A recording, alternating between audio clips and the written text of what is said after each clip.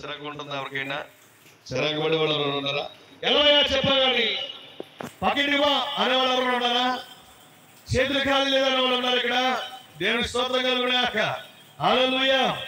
ఎందుకంటే దేవుడు చెప్తున్న మాట ఏంటంటే,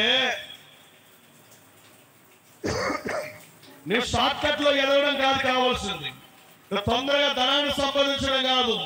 నువ్వు ఎంత సంపాదించినా కానీ దేవుని విడిచిపెట్టకూడదు. వీటన్నిటికంటే విలువైంది దేవుడే. వీటన్నిటికంటే విలువైంది వాక్యమే విలువైంది. ఓ శాశ్వత కాలం నిలిచేదే.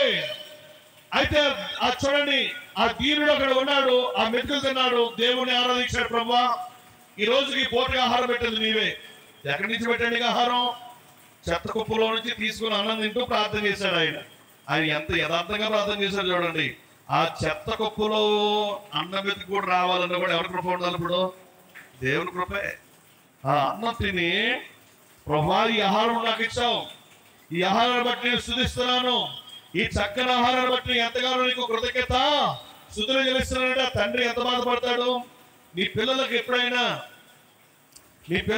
అడుగుండే వాళ్ళకి భోజనం పెట్టావా? ఈ రోజు అయినా అన్నం పిల్లలకి ఇస్తేసావా? ఎప్పుడైనా తినరా పాడేసావాలాగా ప్లేట్ అలా గెలిసేసావా నువ్వు ఎప్పుడైనా? నీ పిల్లలకి ఎప్పుడైనా పెట్టావా నువ్వు అలాగే నీ భోజనం పిల్లలకి? మనం అలా పెట్టాం. చాలా జాగ్రత్తగా ఒళ్ళో కూర్చోబెట్టుకొని ముద్దలు కలిపి చక్కగా వాళ్ళకి భోజనం పెడతాం. లేదనుకోండి, వాళ్ళకి ప్లేట్లో పెట్టి ఒక బల్ల మీద పెట్టి వాళ్ళకి భోజనాన్ని అందిస్తాం. లేకపోతే వాళ్ళు ప్లేట్లో భోజనం పెట్టి వాళ్ళ దగ్గర కూర్చొని వాళ్ళకి భోజనం తినమని చెప్తాం. కానీ పిల్లరా, అతను చూడండి, పాడేసిన ఆహారం తింటూ, పాడేసిన అన్నం తింటూ ఎవరిని మహిమపరుస్తున్నాడు ఆయన? దేవునికి స్తోత్రం కలుగును గాక. హల్లెలూయా. ఆ పాడేసిన ఆహారం తింటూ కూడా దేవుడు ఏం చేస్తున్నాడు? ఆయన మహిమపరుస్తూ ఉన్నాడు. ఈ రోజు నువ్వు దేన స్థితిలో ఉన్నా కానీ నువ్వు భయపడవలసిన పని లేదు. నువ్వు అనుకోవచ్చేమో ఈ భూమి మీద నాకు ఏమీ లేదే అని. దేవుడికి ఏం కావాలో అన్ని ఇస్తాడు ఆయన. నీ అవసరాలను తీరుస్తాడు ఆయన. నువ్వేం భయపడవలసిన పని లేదు. నువ్వేం దిగులు చెందవలసిన అవసరం ఏమి లేదు.